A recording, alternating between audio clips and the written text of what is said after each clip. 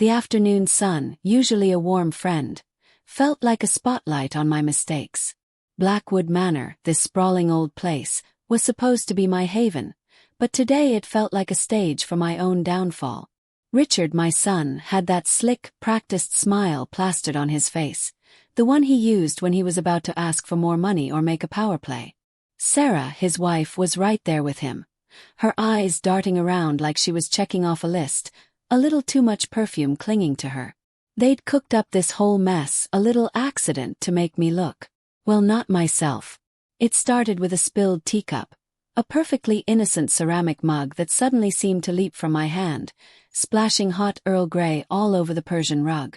Richard rushed over, not to help me, but to fuss over the stain, his voice laced with that fake concern. "Mother, are you all right? You seem a bit unsteady today." Sarah chimed in, her voice dripping with false sympathy. "Oh, Richard, maybe she's just tired. It's been a long day. Perhaps we should call Dr. Finch, just to be safe." I saw it then, the glint in their eyes, the subtle nod between them. They wanted to paint me as frail, forgetful, someone who couldn't possibly handle the family's business anymore. This wasn't about a spilled cup. It was about control. They wanted to lock me away, metaphorically or otherwise, and take the reins. I felt a cold dread creep into my stomach, a feeling of being cornered. But deep down, a flicker of defiance ignited. They might think they had me, but they underestimated the fire that still burned within Eleanor Vance. This was just the beginning. The afternoon sun, usually a warm friend, felt like a spotlight on my mistakes.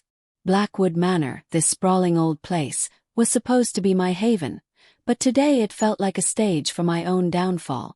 Richard, my son, had that slick, practiced smile plastered on his face, the one he used when he was about to ask for more money or make a power play. Sarah, his wife, was right there with him, her eyes darting around like she was checking off a list, a little too much perfume clinging to her. They'd cooked up this whole mess, a little accident to make me look, well, not myself. It started with a spilled teacup, a perfectly innocent ceramic mug that suddenly seemed to leap from my hand, splashing hot Earl Grey all over the Persian rug. Richard rushed over, not to help me, but to fuss over the stain, his voice laced with that fake concern. "Mother, are you all right? You seem a bit unsteady today." Sarah chimed in, her voice dripping with false sympathy. "Oh, Richard, maybe she's just tired. It's been a long day. Perhaps we should call Dr. Finch, just to be safe." I saw it then, the glint in their eyes, the subtle nod between them. They wanted to paint me as frail, forgetful, someone who couldn't possibly handle the family's business anymore. This wasn't about a spilled cup. It was about control. They wanted to lock me away, metaphorically or otherwise, and take the reins. I felt a cold dread creep into my stomach, a feeling of being cornered. But deep down, a flicker of defiance ignited. They might think they had me, but they underestimated the fire that still burned within Eleanor Vance. This was just the beginning. The hours that followed were a blur of feigned concern and veiled accusations. Richard and Sarah hovered, their every move calculated. They made sure I was comfortable, which really meant keeping me under their watchful eyes. They suggested I rest in my room, a gilded cage designed to isolate me. Lying in my four-poster bed, the heavy velvet drapes shutting out the world, I replayed the scene. Their words, their glances, the way they circled me like vultures. It was a performance, and I was the unwilling star. But the show wasn't over. Not by a long shot. After they finally left, leaving me with a glass of water and a promise to check on me later, I took a deep breath.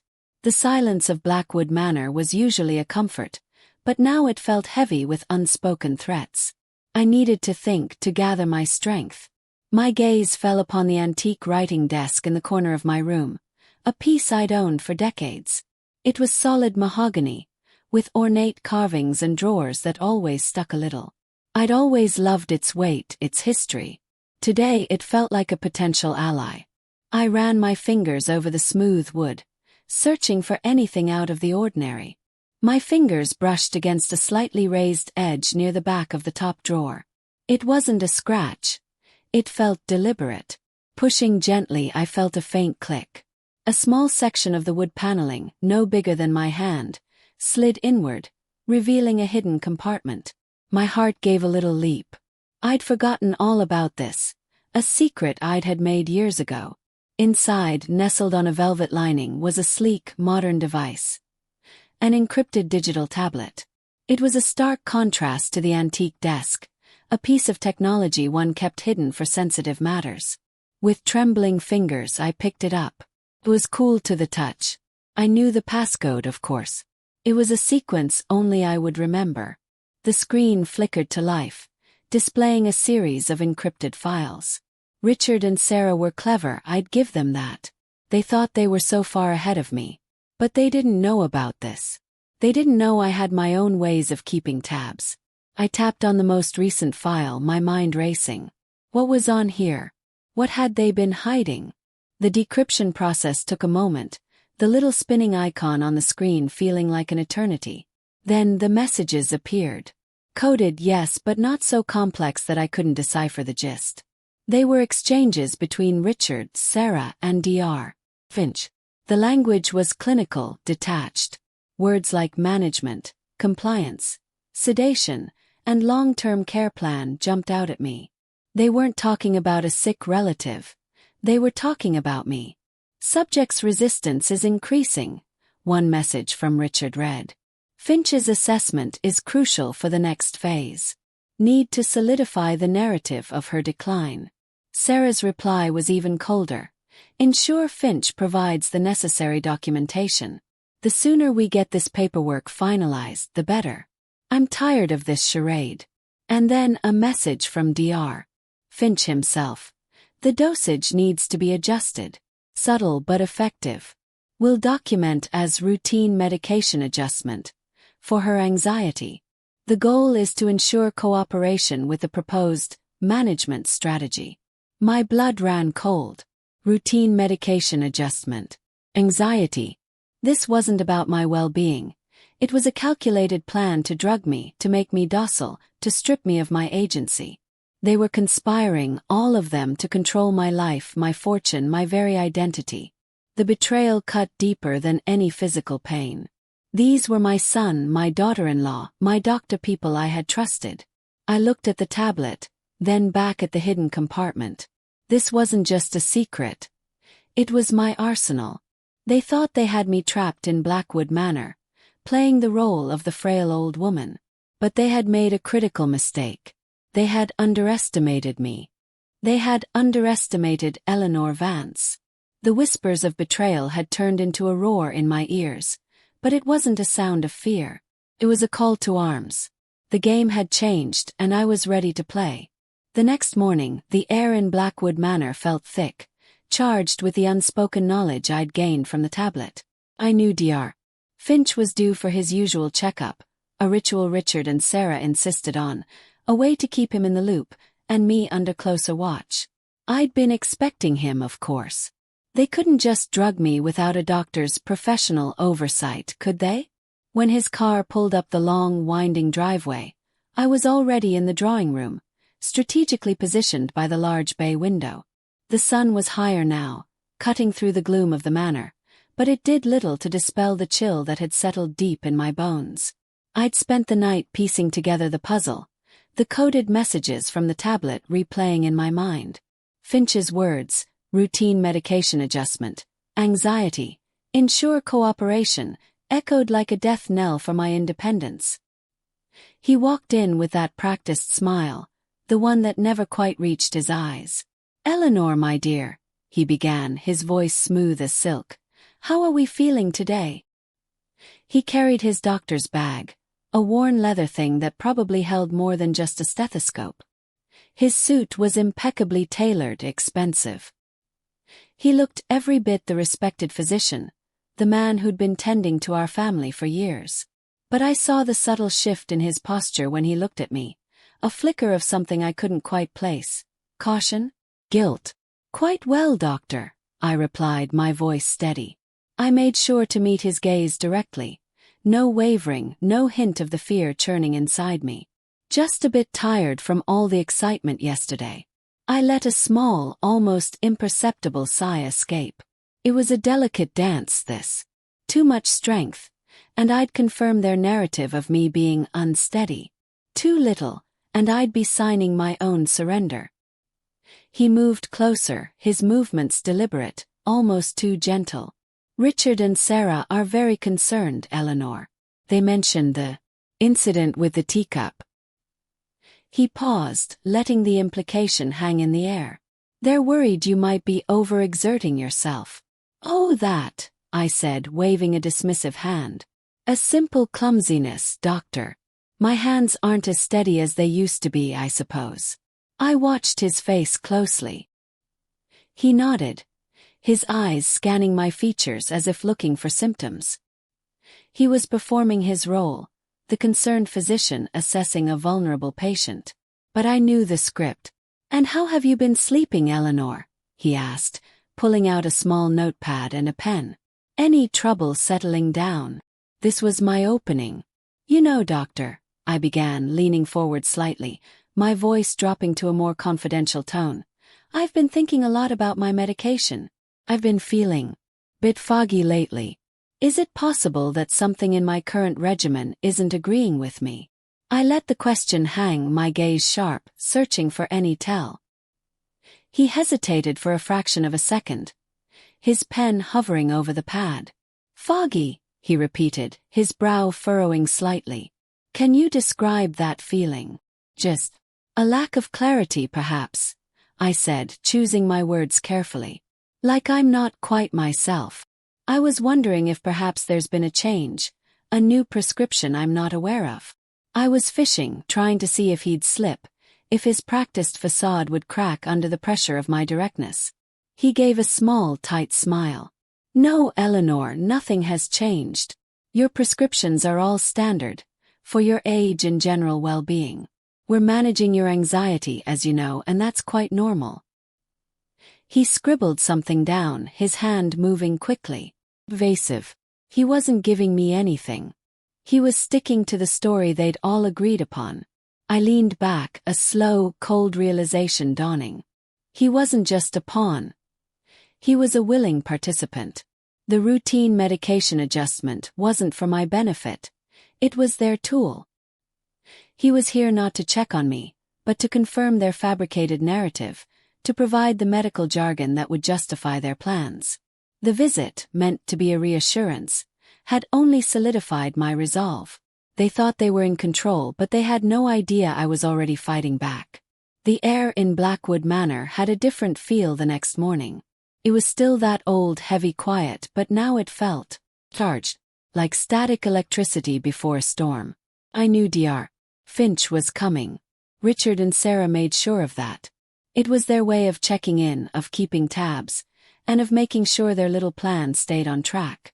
They needed his stamp of approval, his medical jargon to back up their story about me being, well, not all there. When his fancy car crunched up the gravel driveway, I was already in the drawing room.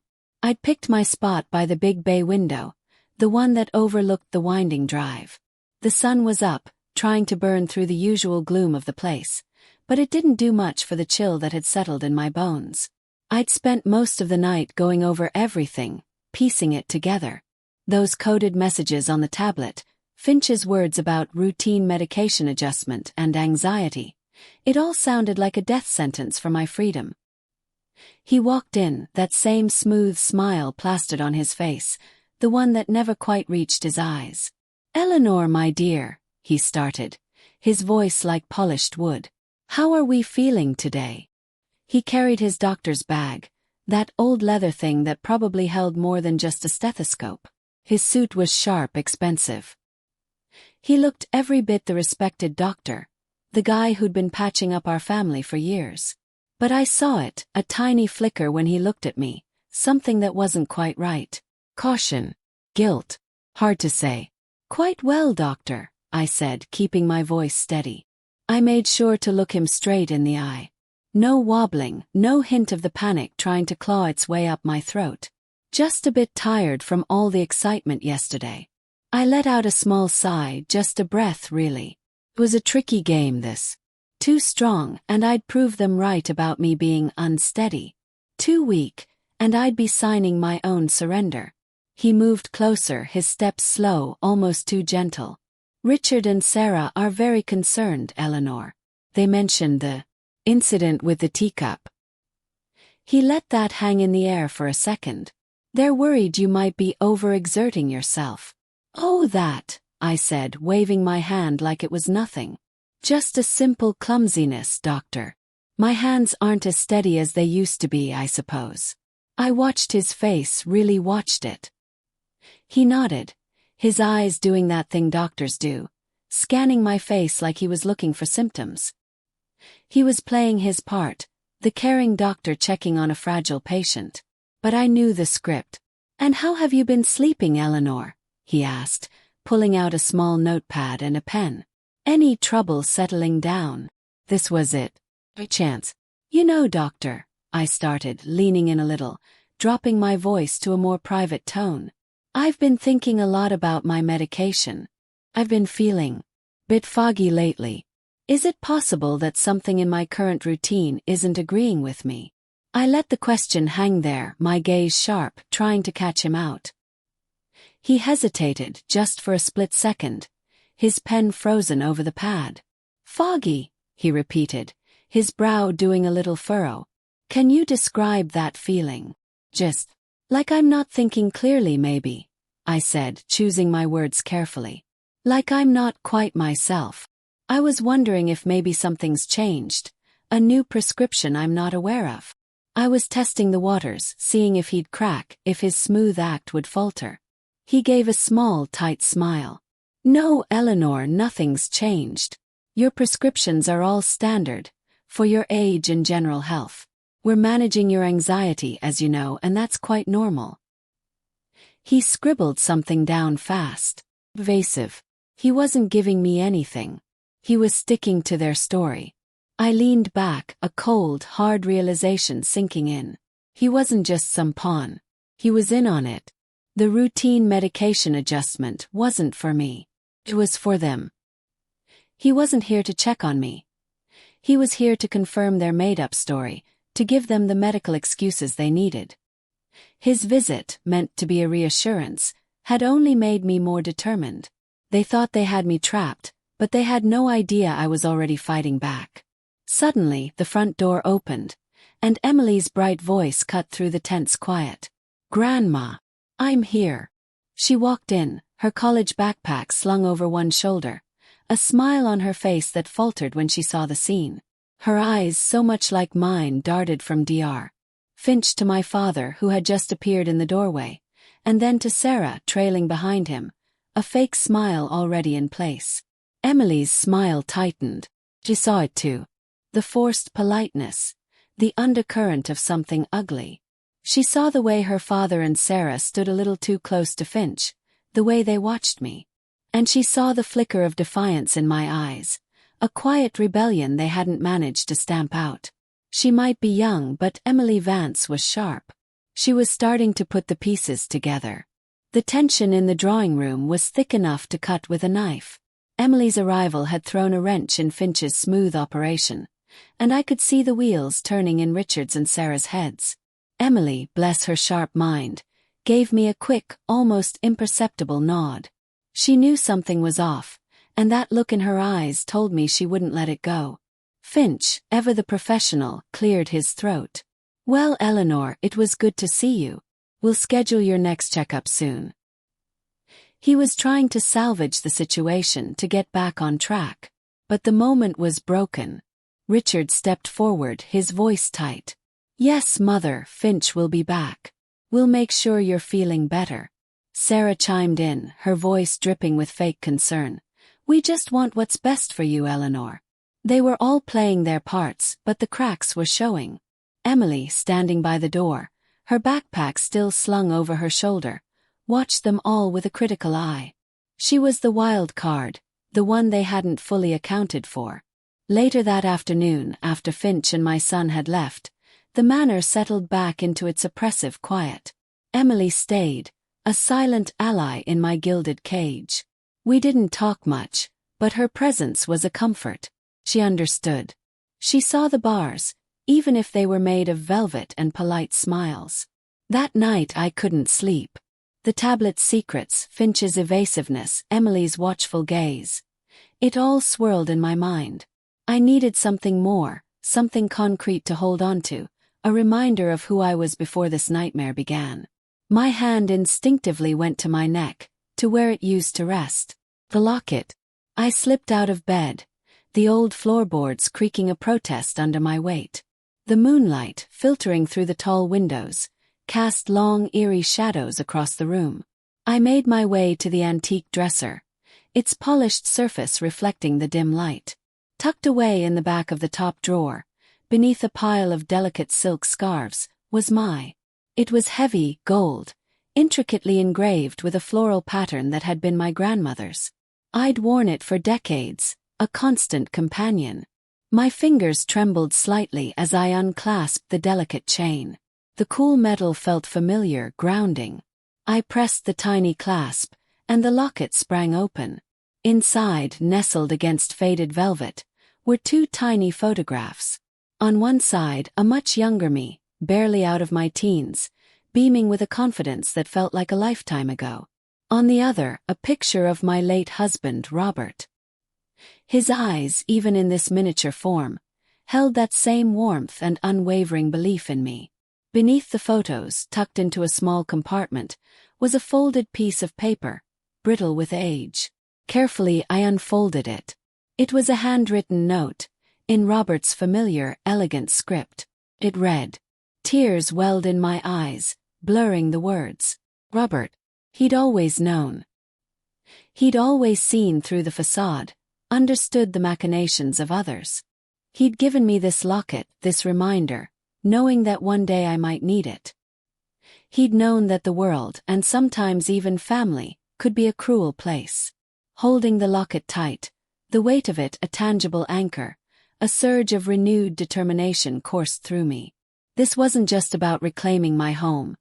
It was about reclaiming my life, my legacy. Robert's words echoed in my mind. They thought they had me cornered, that my age and their lies had rendered me powerless.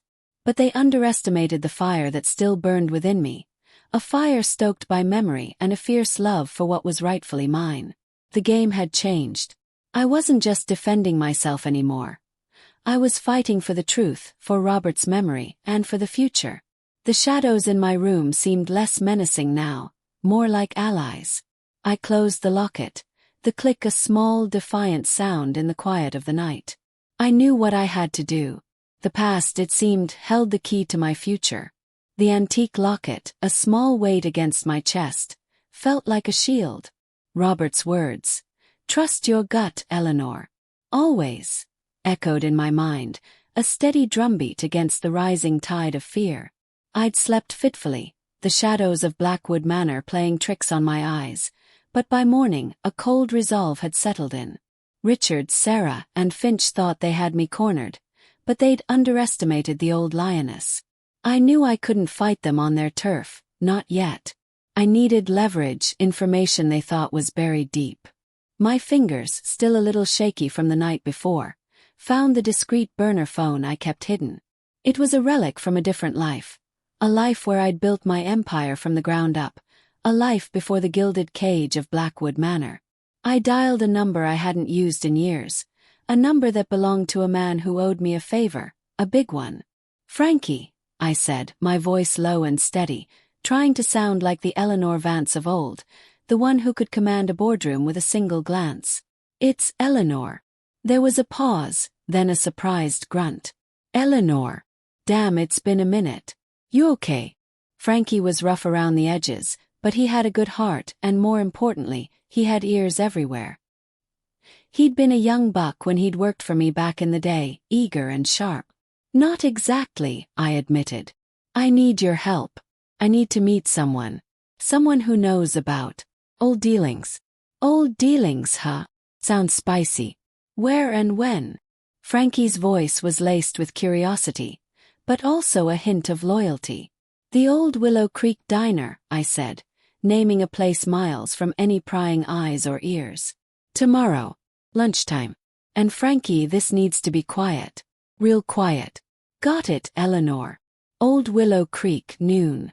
I'll make sure your friend is there and nobody else knows a thing.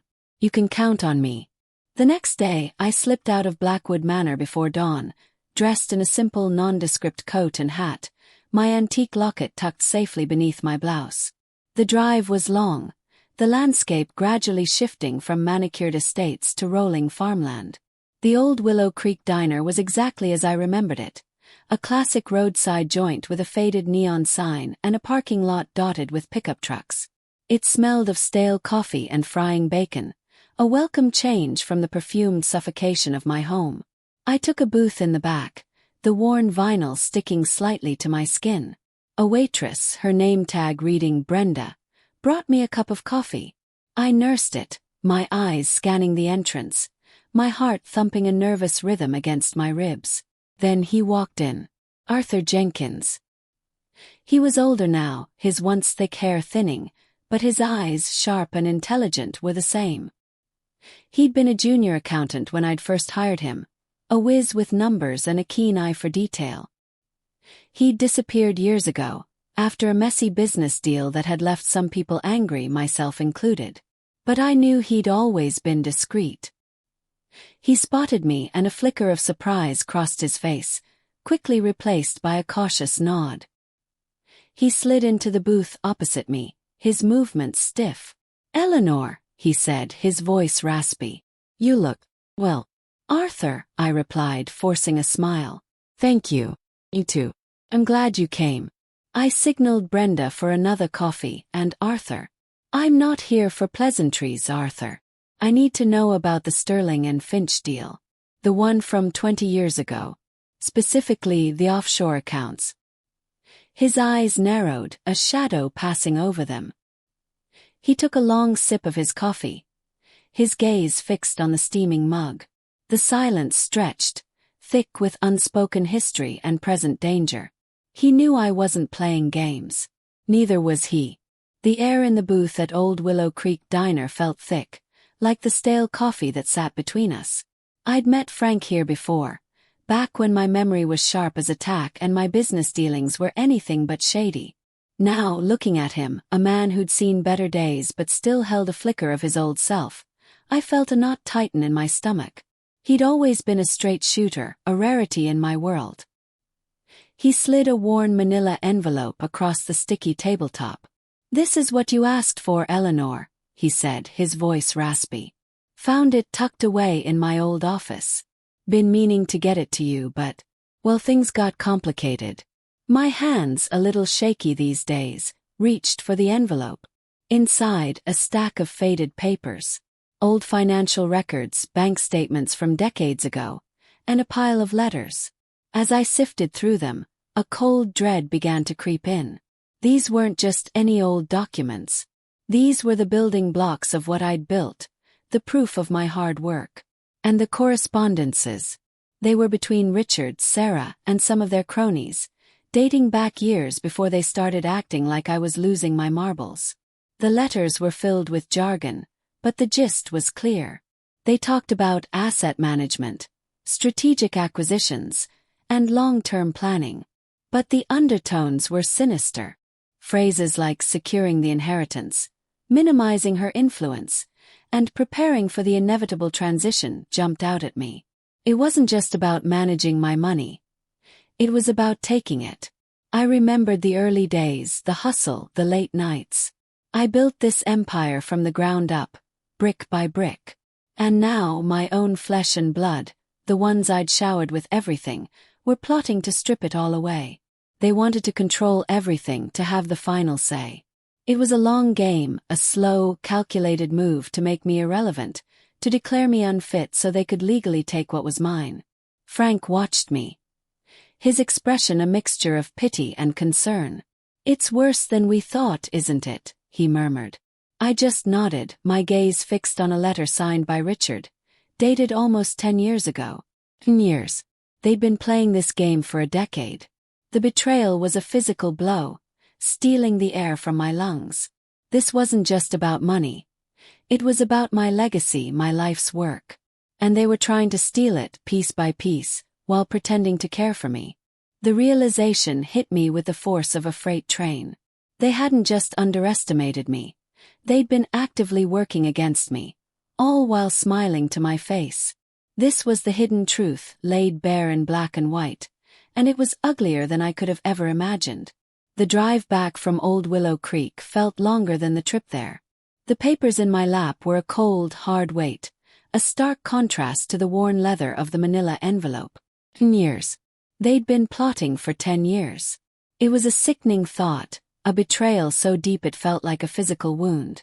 I'd spent the drive replaying conversations, searching for clues I'd missed, for the subtle shifts in their behavior that now seemed so obvious. But then, as if summoned by my thoughts, my phone buzzed. It was David, Sarah's son. My step-grandson, technically. He'd always been a bit of a spoiled brat, but I'd never seen him as a threat. Till now. Grandma. His voice was too cheerful, too slick. Just checking in. Haven't seen you in a bit. Everything okay at Blackwood? I kept my voice even, a practiced calm I'd honed over decades of business deals. Everything is fine, David. Busy. Right, busy. Listen, Grandma, I was hoping I could swing by later. I've got some personal stuff I need to talk about. Financial stuff. Things are a little tight right now, you know. The desperation in his voice was almost palpable. He wasn't just asking for a loan. He was begging. And I knew, with a certainty that chilled me to the bone, that this was Sarah's doing.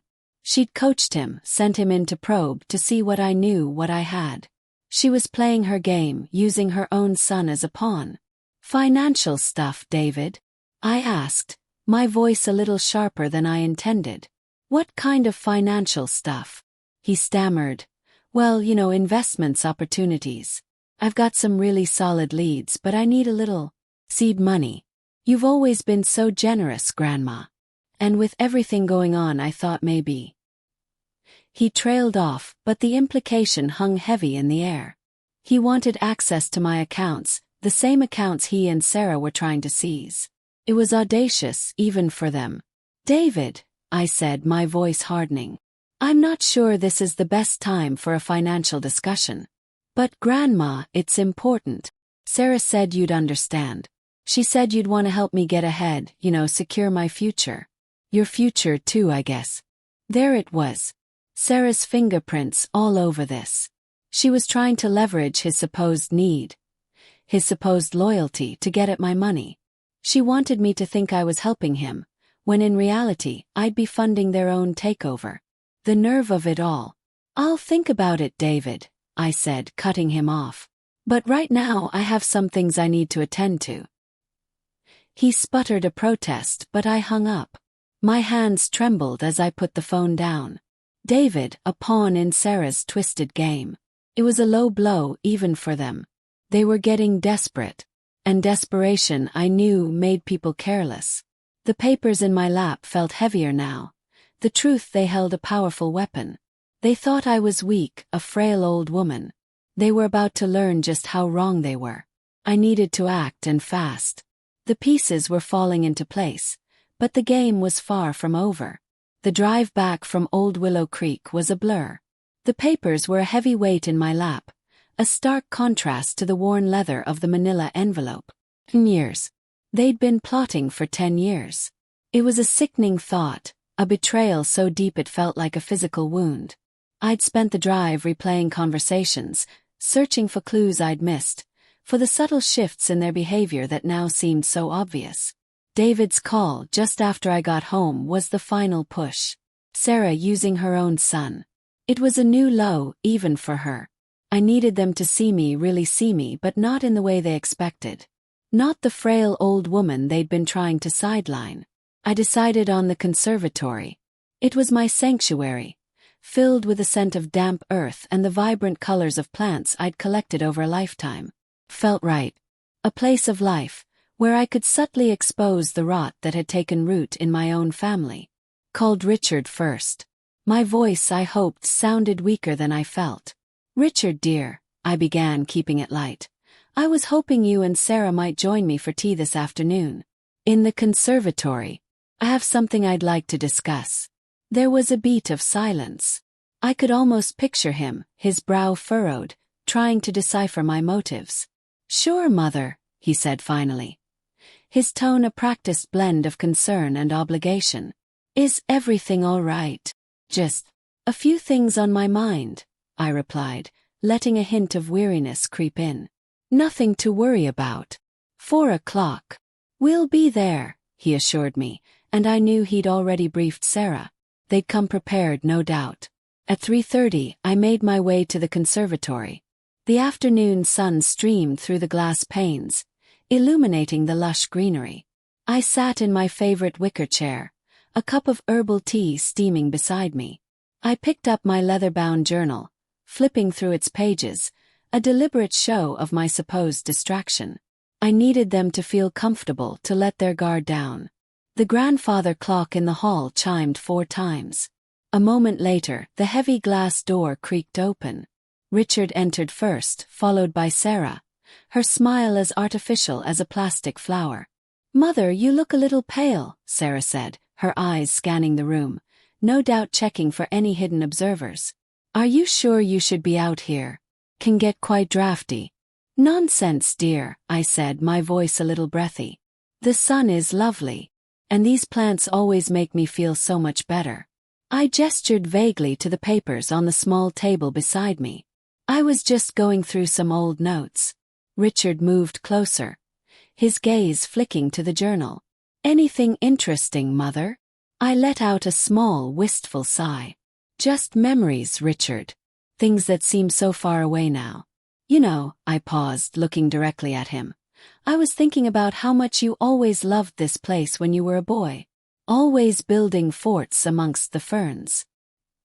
He shifted his weight, a flicker of something unreadable in his eyes. "That was a long time ago, Mother." "Indeed," I agreed, turning my attention to Sarah. "And Sarah, you have such a knack for design. I've always admired how you've kept your own home so vibrant." It was a subtle jab, a reminder of her own superficiality. She beamed, missing the point entirely. "Thank you, Eleanor. Try. It's important to create a beautiful environment. Wouldn't you agree?" "Oh, absolutely," I said, my gaze drifting back to the journal. "Especially when one is planning for the future. Ensuring everything is in its proper place." I tapped a page with my finger, my voice dropping slightly. Sometimes the simplest things hold the most value. Like knowing where all your assets are, and who truly has your best interests at heart. I let the silence hang in the air, watching them. Their reactions, subtle as they were, told me everything I needed to know. They were nervous, and that was exactly how I wanted them. After Richard and Sarah left the conservatory, I felt a surge of adrenaline. They thought they had me, but they were walking into a trap I'd been setting for years. The game was far from over. In fact, it was just getting interesting. I knew I needed more than just my intuition and a few old papers. I needed proof, solid evidence they couldn't spin away. My mind immediately went to Emily. She was young, sharp, and had a way with computers that always amazed me. She was visiting her parents, but she often snuck over to Blackwood Manor, drawn to the quiet and, I suspected, to me. I needed her help. I found Emily in my study, hunched over my old laptop, her brow furrowed in concentration. She looked up as I entered, a quick, almost guilty smile flashing across her face. "Hey, Grandma. Just looking up some research for my thesis." "That's wonderful, dear," I said, my voice softer than I felt. I sat down opposite her, my hands clasped in my lap. "But I was hoping you might be able to help me with something a bit more personal." Her eyes widened slightly, a spark of curiosity replacing the academic focus. "Sure, Grandma. What's up?" I hesitated, then reached for the small, discreet pouch I'd kept hidden. Inside was the encrypted digital tablet. I slid it across the desk towards her. "This. Found it tucked away. And I have a feeling it holds some important answers. Answers I think you might be able to find." Emily picked it up, turning it over in her hands. She was always so careful, so precise. Even then, with her father and Sarah plotting against me, she was the one person I felt I could truly trust. She plugged it into the laptop, her fingers flying across the keyboard. I watched her, a knot of anticipation tightening in my stomach. Minutes ticked by, each one feeling like an hour. She muttered to herself, tapping and clicking, her concentration absolute. Then a small gasp. Whoa, this is heavy-duty encryption, Grandma. Seriously, whoever set this up knew what they were doing. I suspected as much, I replied, my voice barely a whisper. She continued working, her expression growing more serious with every passing moment. I saw her jaw clench, her eyes narrow as she pieced together fragments of messages. It was like watching a detective at work, a skill I recognized from my own younger days. Suddenly she stopped, her hands frozen above the keys. "Grandma," she said, her voice low and urgent. "You need to see this. It's all here. Plans. The money transfers. The doctor's notes. They're all talking about making you seem unstable. About controlling your assets. Richard, Sarah, Finch." My breath hitched. The cold, hard weight of the truth settled over me, heavier than any fear. Emily's discovery was more than just evidence. It was confirmation. The conspiracy was real, and it was far more extensive than I had imagined. They weren't just trying to sideline me, they were trying to erase me. But seeing the raw data, the undeniable proof laid bare on the screen, ignited a fire in me. They had underestimated me, and now, thanks to Emily, I had the ammunition I needed. The game had just changed, and this time I was ready to play to win. The sterile white walls of the courtroom felt like a tomb. It was a place designed to strip away dignity, to make you feel small and insignificant. And that's exactly what Richard and Sarah wanted. They dragged me here to this cold, impersonal room, with their slick suits and even slicker lies. The air hung heavy, thick with the scent of old paper and desperation. Judge Thompson sat on his high perch, his face a mask of professional neutrality. But I could see the flicker of something in his eyes as Richard, my own son, stood there, spinning his web of deceit. He spoke of my confusion, my inability to manage my affairs.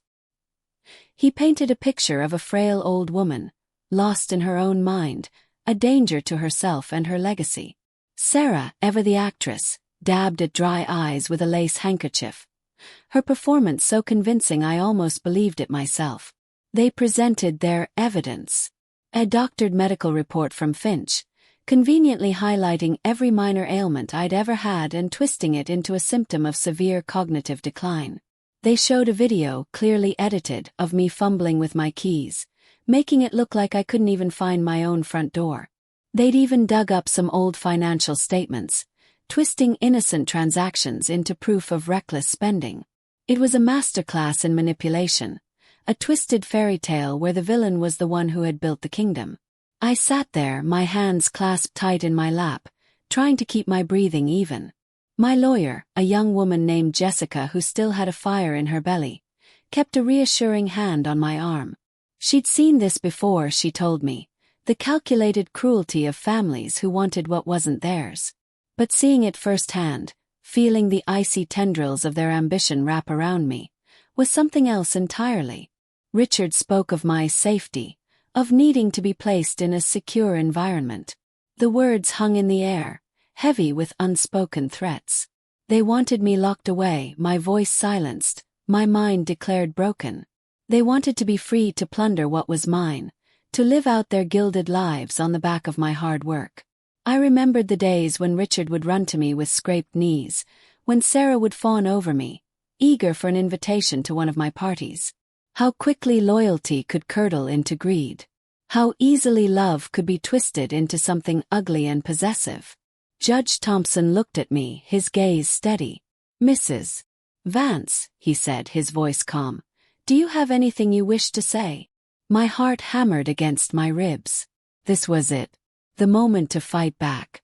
The moment to remind them all who Eleanor Vance truly was. I took a deep breath, the sterile air filling my lungs. I looked directly at Richard and Sarah, their faces a mixture of triumph and apprehension. "Your Honor," I began, my voice a little shaky at first, but gaining strength with each word. My son and his wife have presented a narrative. Fiction. They speak of my failing mind, but I assure you my mind is as sharp as it has ever been. Perhaps sharper, now that I see the true nature of those closest to me. I saw Sarah's smile falter. Richard shifted uncomfortably in his seat. They hadn't expected me to speak, not really. They'd banked on my supposed frailty, on the assumption that I would crumble under their onslaught. But they underestimated me. They always had.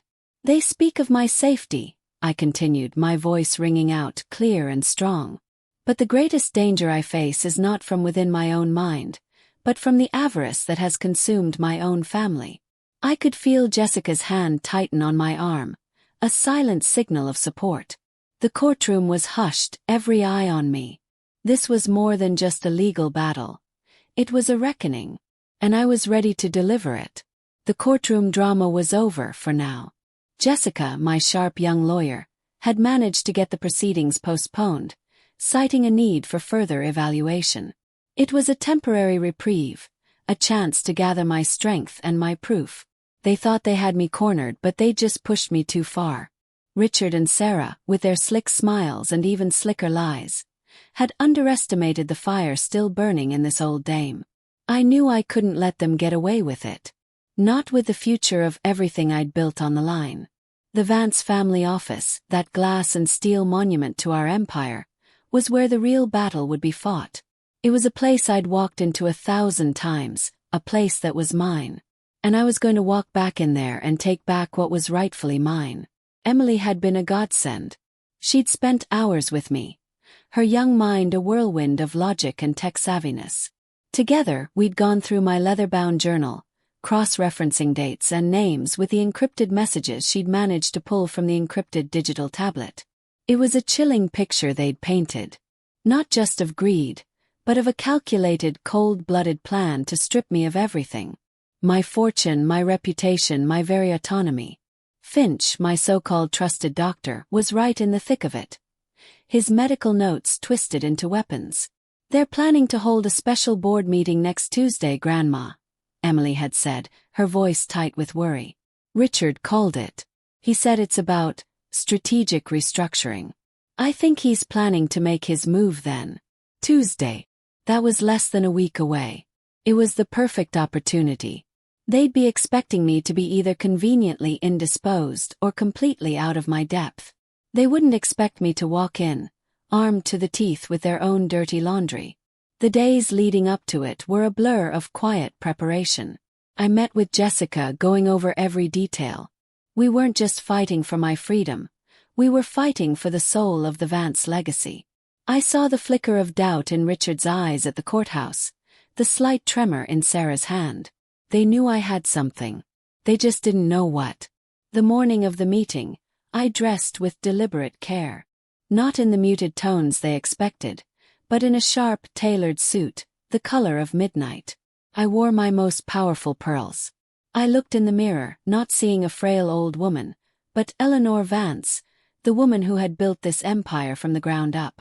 Emily met me downstairs, her face pale but determined. "Are you sure about this, Grandma?" she whispered. "I've never been more sure of anything, dear," I replied, squeezing her hand. "Sometimes you have to confront the wolves in their own den."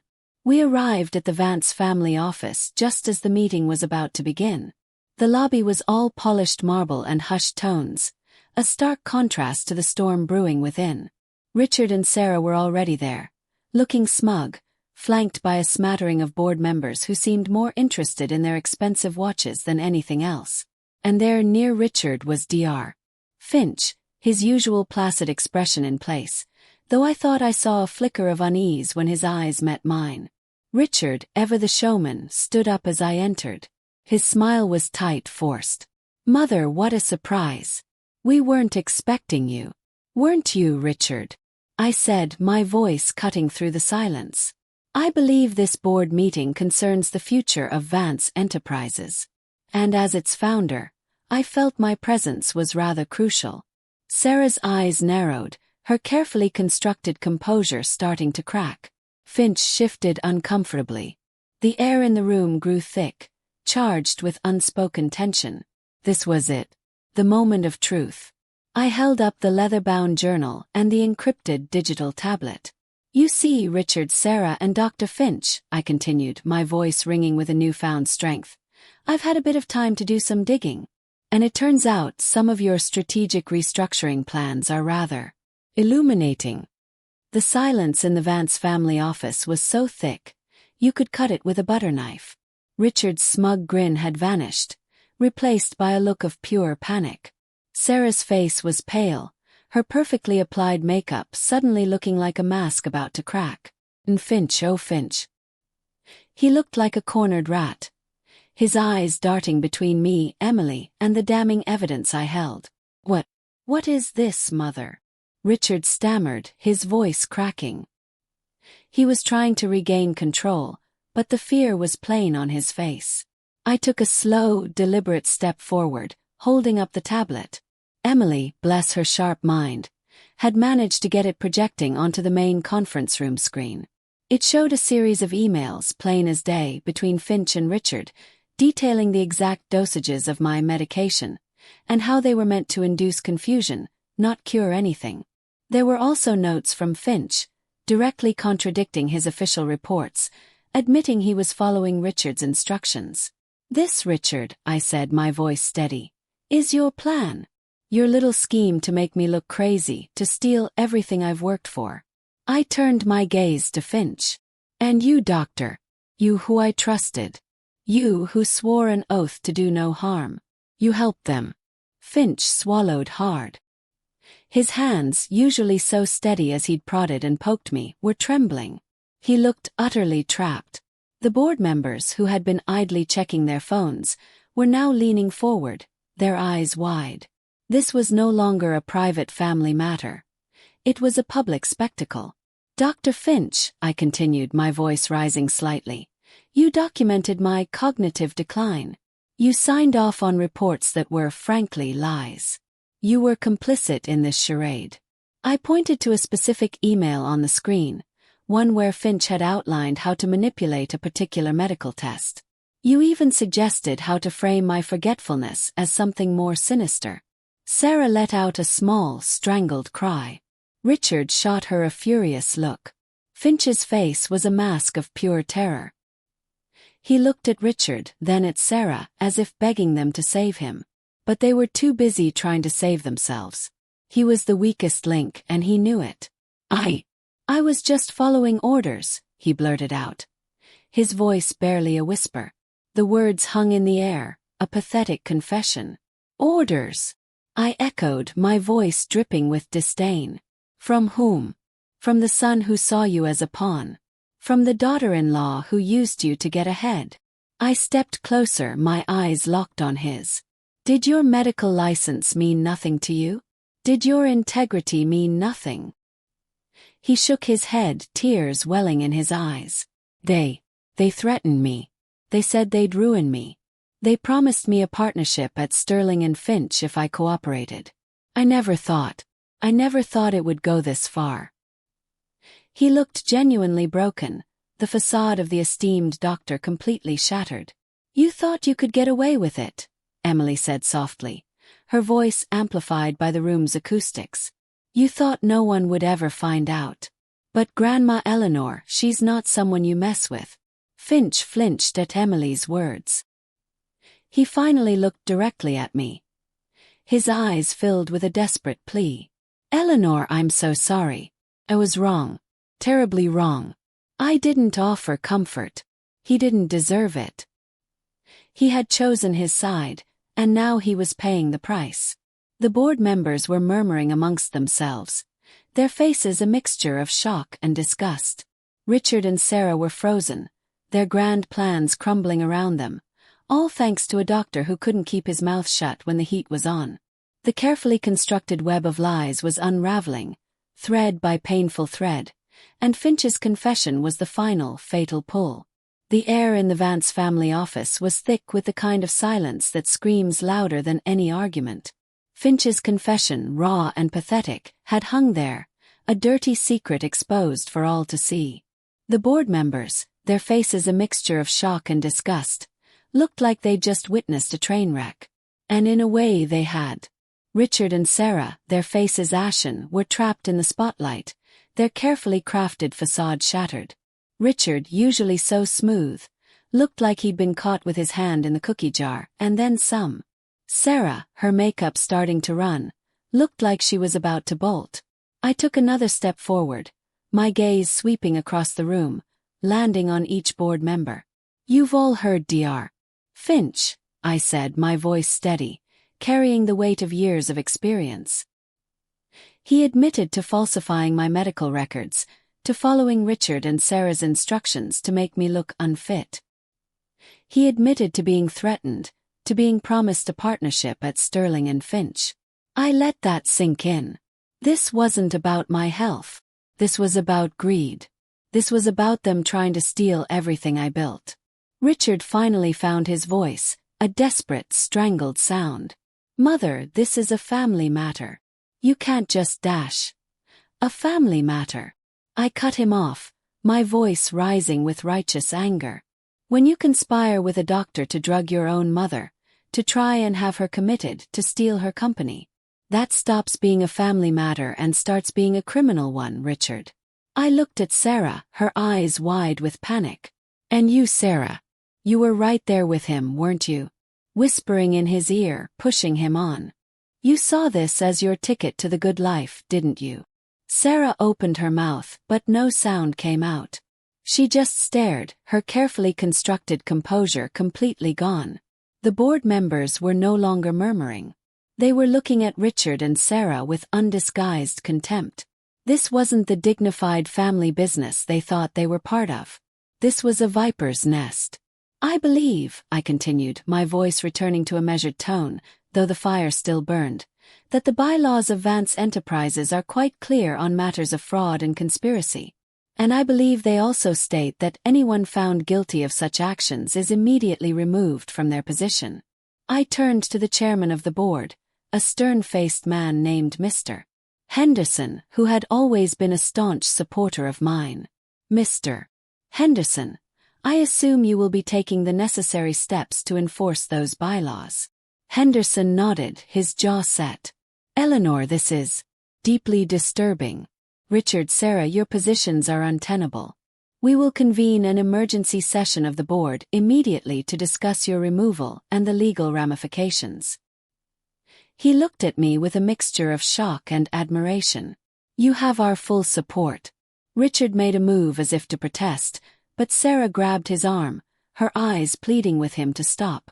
The fight had gone out of them. They knew they were finished. The carefully constructed world they had built on lies was crumbling around them. Emily, who had been standing quietly beside me, stepped forward. "And as for Dr. Finch," she said, her voice clear and strong, projecting across the room, "I have copies of all his correspondence, his financial records, and the security camera footage from Sterling and Finch that proves his involvement. Everything is being handed over to the authorities. He won't be practicing medicine again anytime soon." Finch visibly flinched. He looked utterly defeated, his face pale and clammy. He knew Emily was right. He had no way out. The next few hours were a blur of legal jargon, official statements, and the quiet, grim efficiency of the authorities being called. Richard and Sarah were escorted out of the Vance family office, their faces a mask of humiliation and rage. They were no longer the powerful figures they pretended to be. They were disgraced criminals.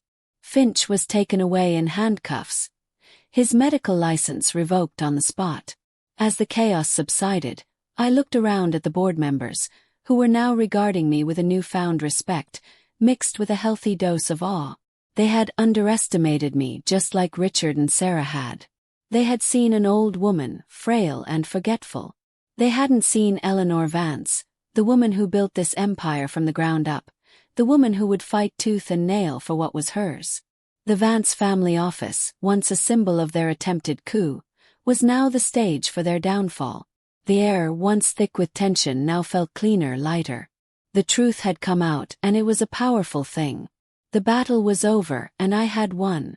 It was time to pick up the pieces and rebuild, not just the company, but the trust that had been so brutally broken.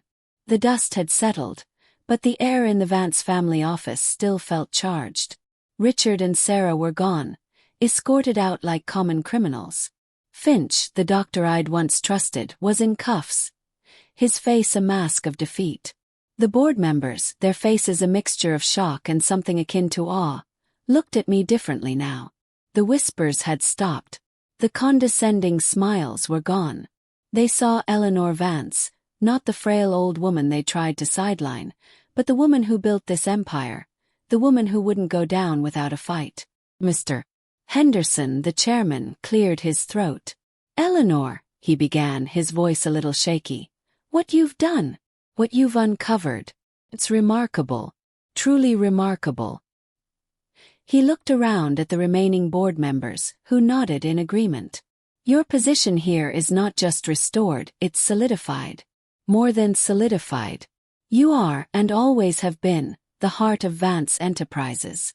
I managed a small smile, though a wave of exhaustion washed over me. It had been a long, brutal fight. "Thank you, Mr. Henderson." But this wasn't about solidifying my position. It was about setting things right. About protecting what's ours from those who would tear it down for their own gain. Emily stood beside me, her hand resting lightly on my arm. She looked so young, but her eyes held a wisdom that belied her years. She'd been my rock through all of this, my quiet strategist. "Grandma Eleanor fought for all of us," she said, her voice clear and steady, cutting through the lingering tension. "For the company, for the employees, for the legacy." I squeezed her hand. She was right. This wasn't just about me.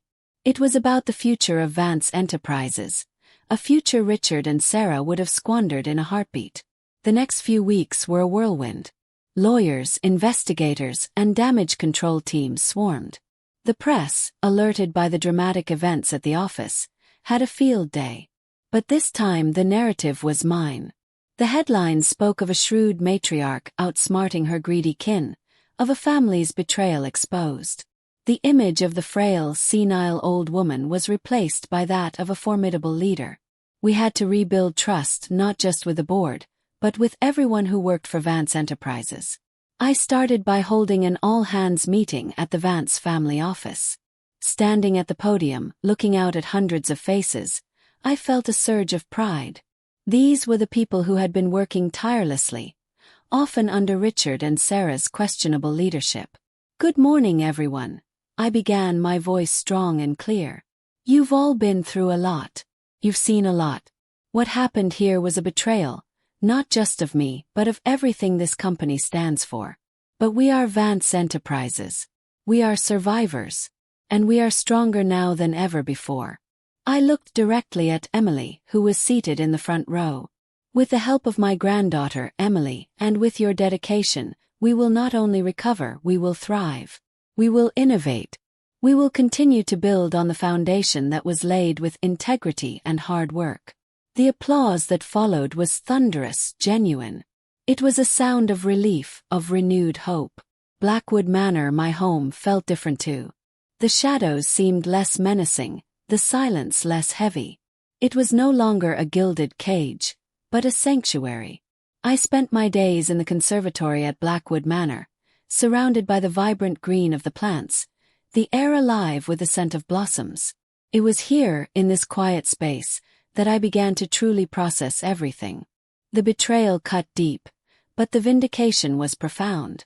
Emily would often join me, her laptop open, working on her studies, but always ready to listen, to offer a fresh perspective. We talked about the future, about how to steer the company in a new direction, one that prioritized ethics and innovation over greed. We discussed new ventures, ways to give back to the community, and how to ensure that the mistakes of the past would never be repeated.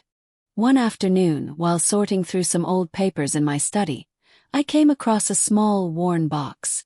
Inside, nestled amongst faded photographs, was my antique locket. I opened it, the familiar click echoing in the quiet room. The tiny portraits of my late husband and our children stared back at me. A pang of sadness, mixed with a fierce protectiveness, washed over me. They had entrusted me with their legacy, and I had almost lost it. The legal will documents were also revisited, ensuring everything was in order, that no loopholes remained for anyone to exploit. My intentions were clear: to secure the future of Vance Enterprises for generations to come, not for personal gain, but for the good of all. The Vance family office was once again a place of purpose, of ambition, but now it was driven by a different kind of energy. It was the energy of a family united, not by blood alone, but by shared values and a common goal. Emily and I, the unlikely duo, were charting a new course. She with her sharp mind and modern vision, and I with my decades of experience and unwavering resolve. I was no longer just Eleanor Vance, the matriarch. I was Eleanor Vance, the protector, the strategist, the one who had faced down her own family and emerged victorious. The whispers had turned to cheers, the doubts to admiration. And as I looked out at the bustling city from my office window, I knew with absolute certainty that the true reign of Eleanor Vance had just begun. The empire was secure, my reputation restored, and my granddaughter my partner by my side. We were ready for whatever came next. That's it. If you liked this video, share it with your friends and leave your like, subscribe to the channel and activate the bell so you don't miss more videos like this. Leave your comments saying what you thought of the video and what you would like to see in the next videos. Remembering that we have other videos in this style that you will like to watch, just enter our channel that I guarantee you will like. Until the next video.